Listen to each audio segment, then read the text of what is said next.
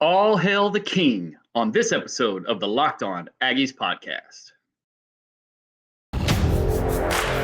You are Locked On Aggies, your daily podcast on the Texas A&M Aggies. Part of the Locked On Podcast Network, your team every day.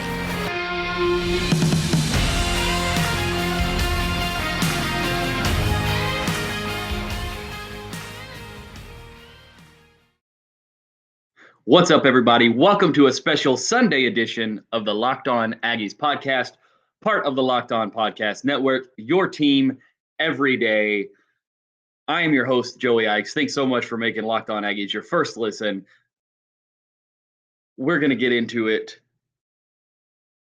We finally have a decision from Jimbo Fisher. Late Saturday afternoon, a little glimpse into my personal life. I spent most of yesterday at home, not doing a whole lot, ready in case this type of news broke on Saturday, exactly 1 week away from the season opener against Sam Houston State.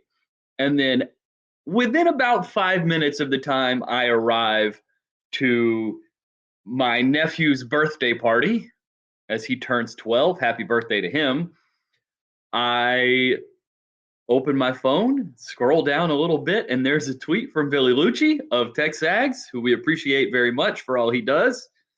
And breaking news, a decision has been made.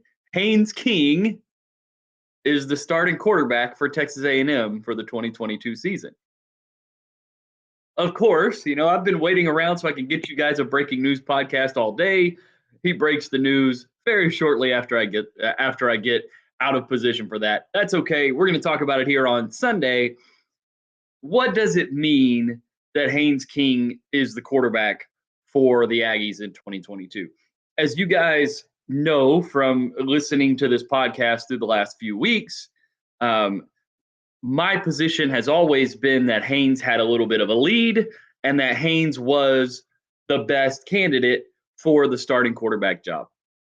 And the reasons for that are, there's several of them, and there's wide ranging in terms of the reasons for that. One reason why I felt like he had a little bit of a lead was just with an understanding of the way coaches conduct practice and the way position coaches like to arrange their players within their practices, and seeing some of the glimpses of even when Haynes wasn't getting the reps with the first team in the overall 7-on-7 or team execution periods. He was getting the first rep in the individual drills. He was the first guy in the stretching line with the quarterback group, all those sorts of things.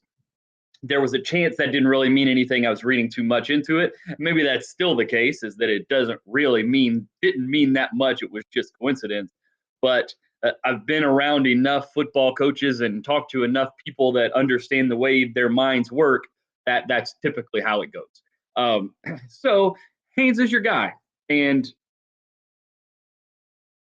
from my perspective, and I'm assuming that Jimbo Fisher agrees with my perspective here, Max Johnson and Haynes King were very close.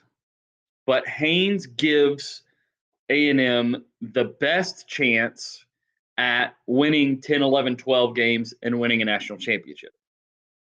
Max Johnson's going to would have kept them extremely competitive. They would have won 8, 9, or 10 games. They would have maybe won a game or two people wouldn't have expected them to win, but then they would lose a game or two that they were expected to win, just because Max is a really good quarterback, but he doesn't give the same ceiling that a guy like Haynes gives. He has probably a higher floor than a guy like Haynes brings to the table, but he doesn't have the same ceiling, and that's extremely important. Choosing a starting quarterback, especially at the highest levels of football, is about finding this very, very, very narrow, thin, tight balance between who is going to make enough big plays for us to be able to move the ball on offense and win versus who is going to make the fewest mistakes and commit the fewest turnovers and keep from beating ourselves, because that's a huge balance. Some coaches wind up leaning way too far towards the guy who's going to make a bunch of big plays. And that guy makes a bunch of big plays, but he makes a bunch of mistakes at the same time.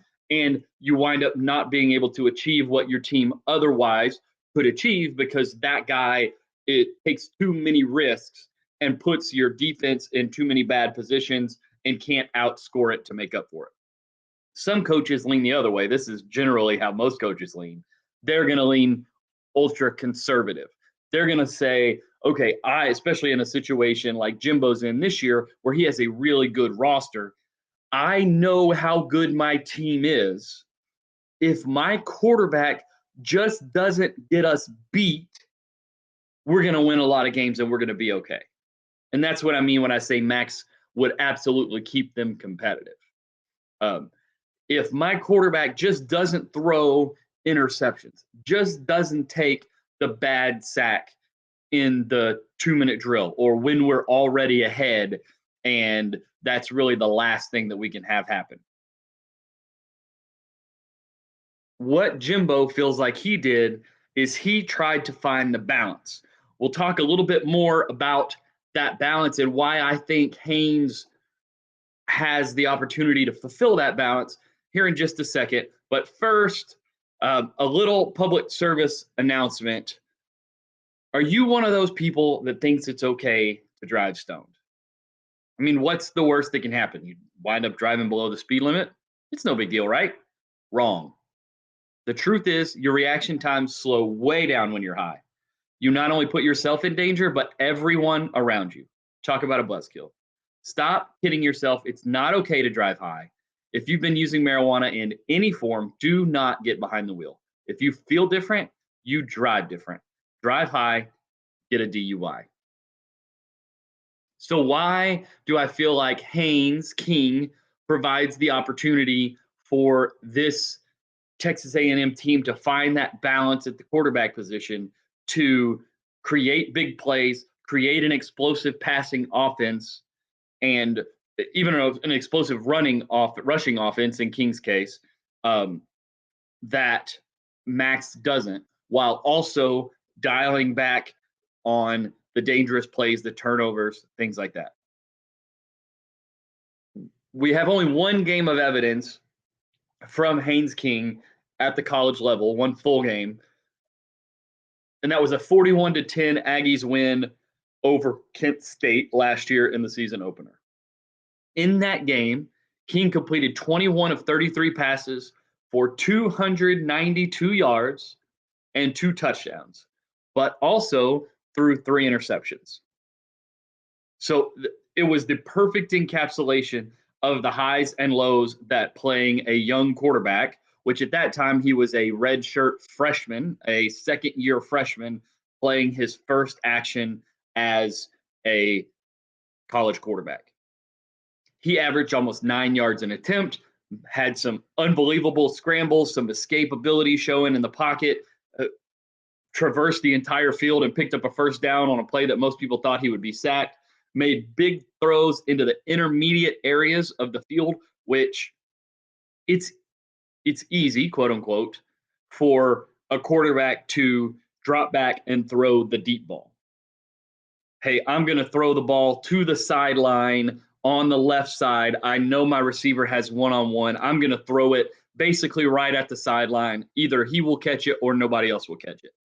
Or it's easy for a quarterback to throw the underneath ball on a quick slant or a bubble screen or a quick out route or a hitch or something like that, short underneath areas of the field. The throws that are difficult for quarterbacks to make are the intermediate throws, those 12 to 15 to 20, 25-yard throws, especially in the middle of the field between the numbers or between the hash marks. And Haynes showed the ability to do that on a seam route or two, on a dig route coming inside. He showed the ability to make those throws in those areas, and that's very high-level quarterback play that that will make a big difference in how teams can defend A&M when it comes to playing against them, especially with the running game that they have with Devon Achane and the weapons that they have in the offensive skill positions. And he even completed a 53-yard deep ball on a deep post that put A&M in scoring position. It wasn't a touchdown pass. It came from like the 15-yard line and threw a 53-yard ball. So he played at a very high level, showed some very, very high level explosive offense, quarterback type things in that game. However, he also took 2 sacks.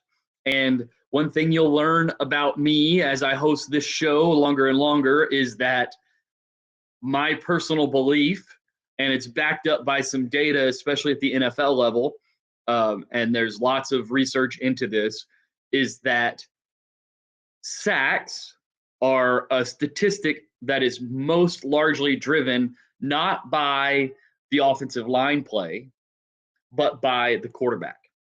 And by that, what I mean is that quarterbacks can choose different styles with which to play, and that one of those styles involves getting the ball out of their hands very quickly, which avoids the opportunity to take sacks. So if we look at the NFL level, a guy like Tom Brady is never going to take a lot of sacks because he gets the ball out of his hands very quickly. He knows where to go to make sure that he's not going to get sacked. A guy like Pat Mahomes, or a great example of this on the opposite end of the spectrum, a guy like Russell Wilson is a guy who wants to hold the ball for a long time. He's going to run around a lot, trying to make the big play down the field. And because he holds onto the ball for so long, he is going to wind up taking more sacks than a quarterback who doesn't hold onto the ball as long. And so Haynes in the game against Kent State did take 2 sacks, which, in and of itself is not that terrible, but it is something to take note of, especially when you combine that with the fact that he did throw 3 interceptions. So 2 touchdowns and 3 interceptions is not the line that you're looking for when you're trying to thread this gap or thread this needle that I'm talking about in terms of the balance between aggression and protecting the football at the quarterback position and on offense in general. So how does that coordinate to, how does that work out to wind up being where we feel like that Haynes brings the most, the best opportunity to win the quarterback job? Jimbo talked throughout fall camp, throughout press conferences, anytime somebody asked him about the quarterback battle, Jimbo talked about the fact that the quarterback competition was going to come down to, and the word that he used was consistency.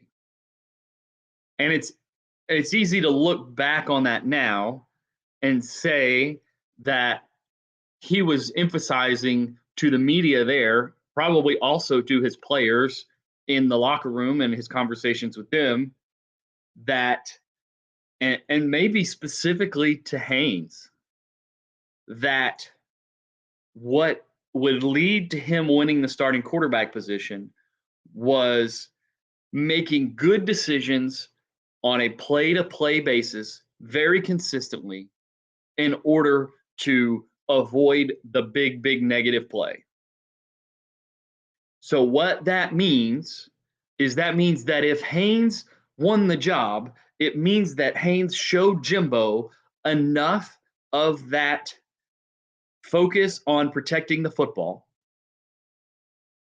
that he was willing to go away from Max Johnson, who would have been the quote-unquote safe choice. Like I said, he would have been very safe.